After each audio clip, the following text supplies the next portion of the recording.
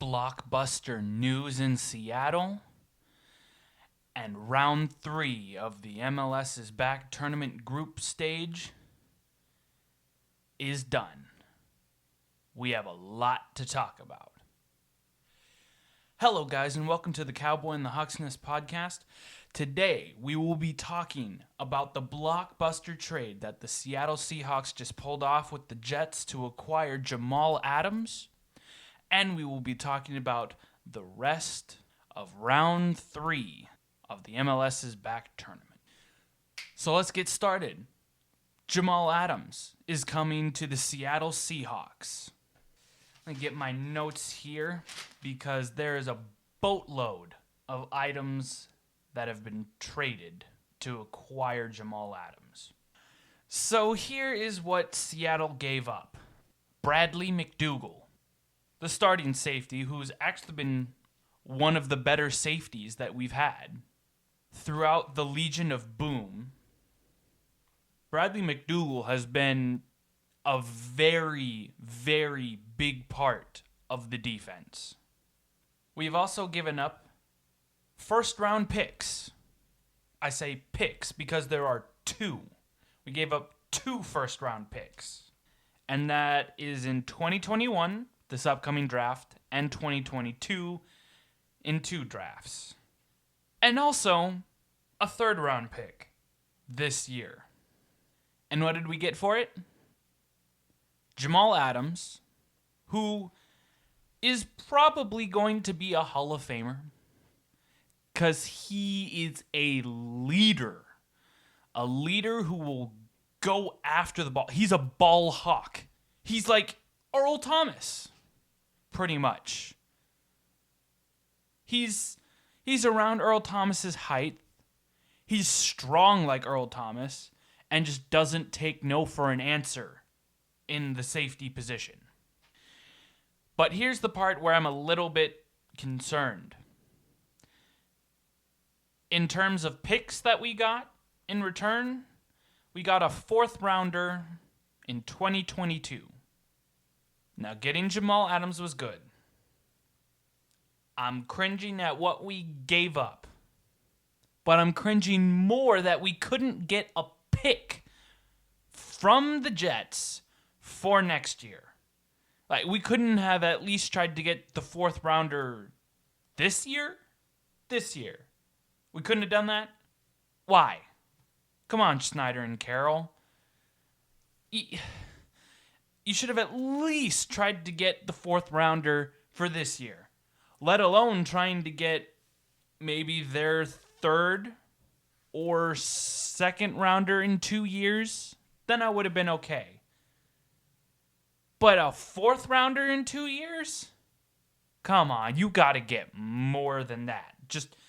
Just like a 2nd rounder in 2 years or the 3rd or 4th rounder from the Jets this next year. See, this is the thing where I'm iffy on whether the Seahawks won or lost this trade. Of course, it all depends on how the players play and who those picks turn out to be. We won't be able to see who won this trade for years, but on face value right now, I gotta say that the Seahawks lost this trade. Granted, they got a future Hall of Famer in Jamal Adams. And I saw his tweet. He tweeted out, "See!" And Seattle's official Twitter tweeted out, "Hawks," of course. And I'm glad to have Jamal Adams in Seattle. That's going to be so much better on our defense. But the problem is, we might only have him for 1 year because he's going to ask for big money next year. And we might not be able to give him that money because we're in cap hell with how much we're paying Russell Wilson, who deserves the money, but we're paying him a boatload of money. And we got to scramble and put together a ragtag militia of an offensive line. I'm going to end it by saying, welcome to Seattle, Jamal Adams. We're glad to have you here, and we're looking forward to what you can do on the field for us. Now to the long portion of this podcast. The group stage of MLS is back, is done.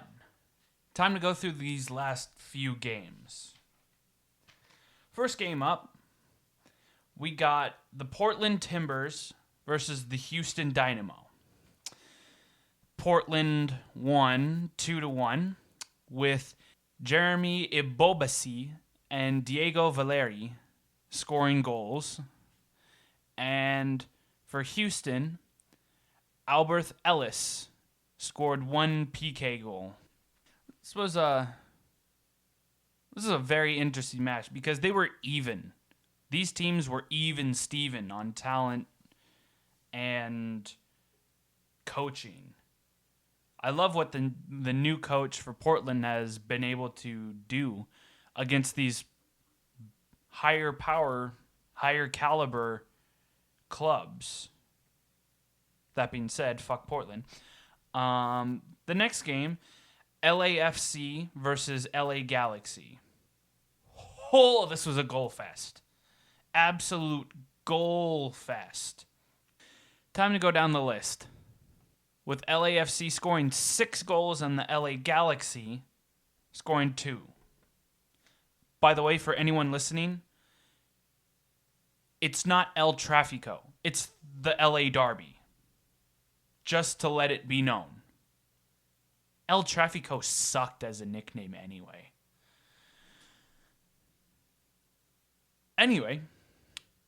For LAFC, Diego Rossi scored 4 goals and had 1 assist.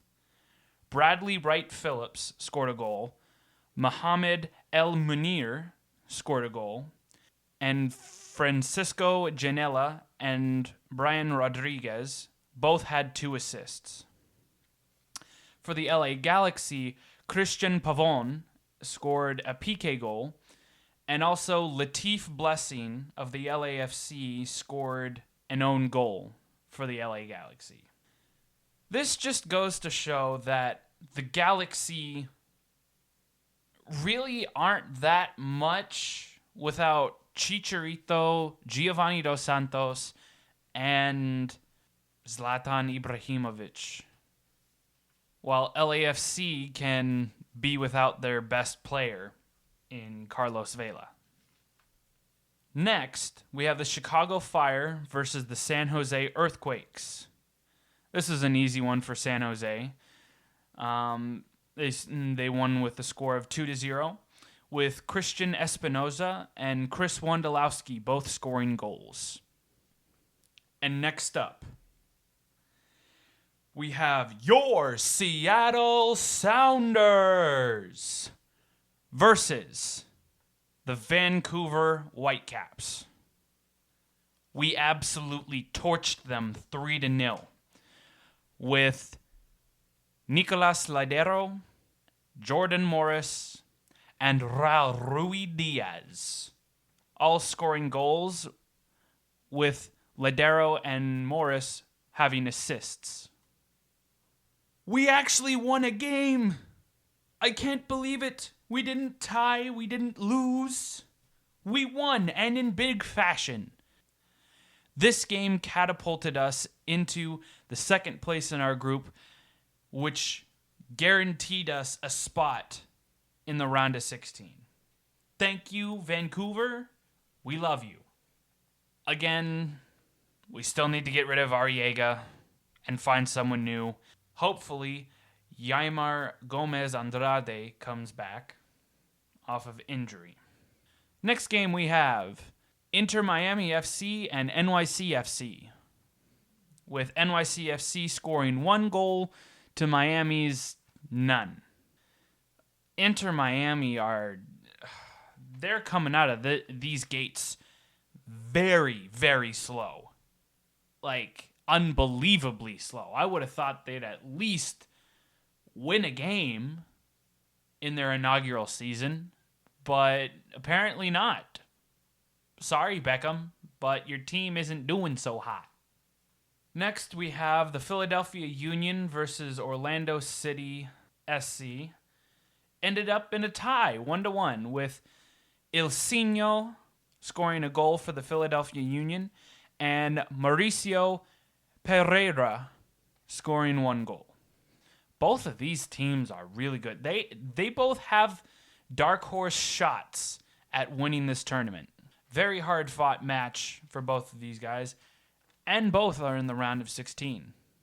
Next game, Toronto FC versus the New England Revolution. I'm going to save us some time. This was a boring 0-0 game. Can't believe that Toronto didn't score a goal. It's amazing.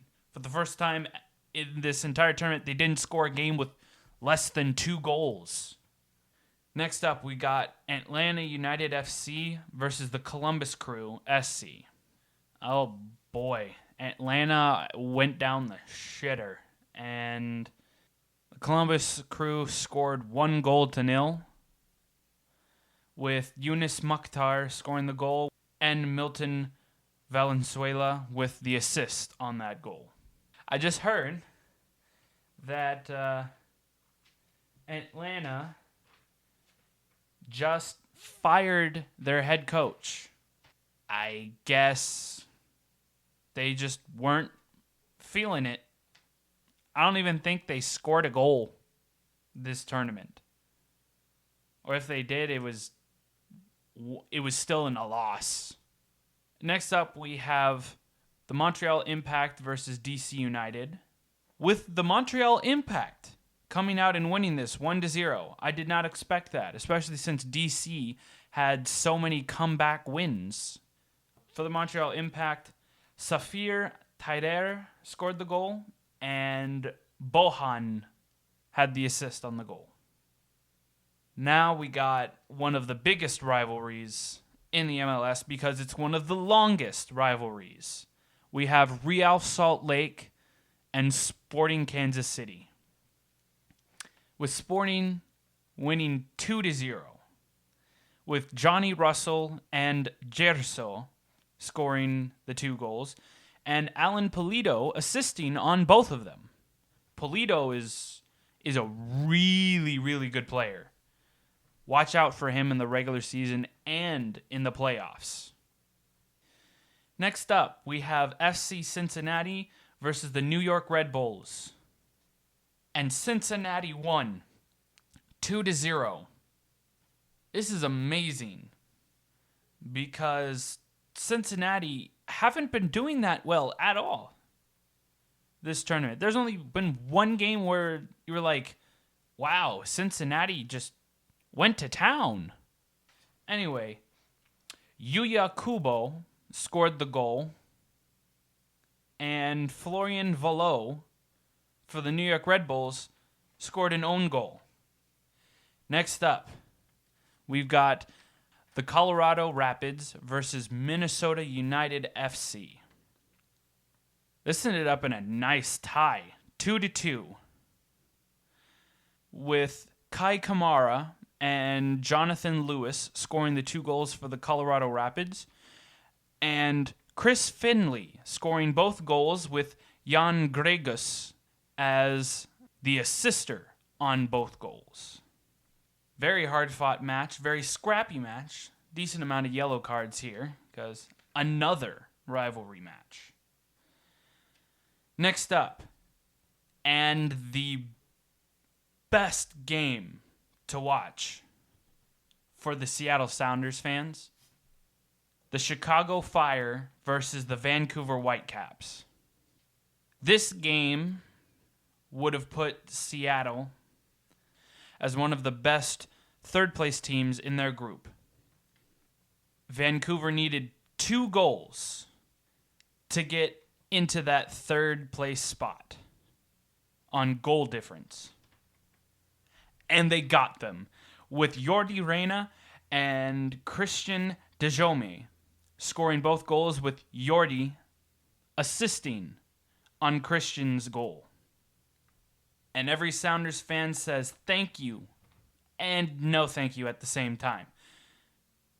Because, well, we'll get to the schedule coming up. Next game, LA Galaxy versus the Houston Dynamo. Oh my word. This ended up in a tie, 1-1, with Christian Pavon scoring the one penalty kick goal and Darwin Quintero scoring the goal for Houston. Bottom line is the Galaxy are just sucking so much without Chicharito, a.k.a. Javier Hernandez. Like, what's going on here? The Galaxy have such a big brand name. Who would have thought that without their star players, they'd turn to absolute crap? And the final game, we have LAFC versus the Portland Timbers. Oh, I was wanting LA to win this so bad. But it ended up in a tie, 2-2, with Bradley Wright Phillips and Mark Anthony Kaye scoring for LAFC, and Jaroslaw Nizgoda and Jeremy Ibobese scoring for Portland. I really wanted LAFC to get one last-minute goal there to beat Portland, because if LAFC won, Seattle would have been playing Portland. And I wanted to play Portland so bad in this round of 16 matchup. Because Seattle is better than Portland. On paper.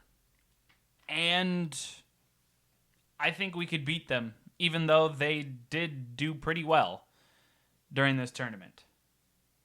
But giving props for a quick second to the enemy, Jeremy Ibobese did really good. He had a goal for every single game during this group stage match. And that's putting yourself in the right spot at the right moment, which takes talent and skill. And a little bit of luck, but mainly skill.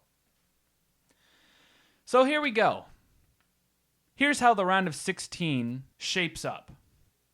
There are 2 games that have already happened, and I will cover them in the next episode of the podcast because that's when we'll go over all of the round of 16 games. Yesterday at 5, Orlando City SC played the Montreal Impact. At 7:30 yesterday, the Philadelphia Union played the New England Revolution. Today, because today is July 26, and it's 1:47 at the time of recording, at 5:30, Toronto FC plays NYCFC. And at 8 today, Sporting Kansas City plays the Vancouver Whitecaps FC. July 27 at 5:30, the San Jose Earthquake play Real Salt Lake. And at 8 p.m. the same day, your Seattle Sounders play LAFC in the best match during the round of 16. Let's get that clear. There are no 2 better teams facing each other. July 28 at 5, the Columbus Crew play Minnesota FC. And July 28 at 7:30, the Portland Timbers play FC Cincinnati. I'll give my predictions for you guys. Well, 2 of them. I'll give you the winners for now for the first 2 games of the round of 16 because that's easy. Orlando City beat the Montreal Impact and the Philadelphia Union beat the New England Revolution. Today, I think Toronto FC is going to beat NYCFC because they've just been a better team throughout this tournament. I think Vancouver will beat Sporting Kansas City. Even with their depleted roster, I think that Vancouver is just coached better and plays with more intensity than Sporting. San Jose versus Real Salt Lake. I think San Jose wins this. Even though, well, all depending on one player for Real Salt Lake, I think San Jose will win this. Decently easily. It'll be like a score of 2-0, probably. And your Seattle Sounders playing the LAFC. I think Seattle will win this. Yes, this is biased, but I think Seattle will win this. It'll be a very tough, scrappy match between two teams that want to prove each other again. LAFC wants to prove that they're all that when they face the Sounders and not lose again. I think that the Seattle Sounders will win this by a score of 2-1. This might even be 2-2 with Seattle winning in penalty kicks. Columbus Crew versus Minnesota United. This is an easy one. Columbus Crew all day, every day against pretty much any team because they've been better against everyone. Like everyone. And they've routinely shown it against everyone. And finally, the Timbers versus FC Cincinnati. I'm going to make this my upset. No one is thinking FC Cincinnati can even come close to touching Portland. But I'm going to say that FC Cincinnati has had momentum, and more momentum than even the Portland Timbers, especially since they're coming off of just a tie. Granted, it's the LAFC, but they're coming off of a tie. FC Cincinnati has won the past 2 games. They're riding on air, and I think they'll have enough momentum and energy and fight in them to come back against Portland and dap them up, scoring 2 goals to Portland's 1. I think Kubo will score 1 for FC Cincinnati, and for Portland, I think their 1 will be from Ibobese. Why the hell not? He scored 1 in every other game. And that wraps up today's episode of the podcast. Thank you for listening to the Cowboy and the Hawk's Nest podcast. I'm your host, Aaron. Be sure to be back next week or earlier on this week for commentary on the round of 16 games, and then we'll lead you into the quarterfinals. Always remember, go Hawks. How about them Cowboys?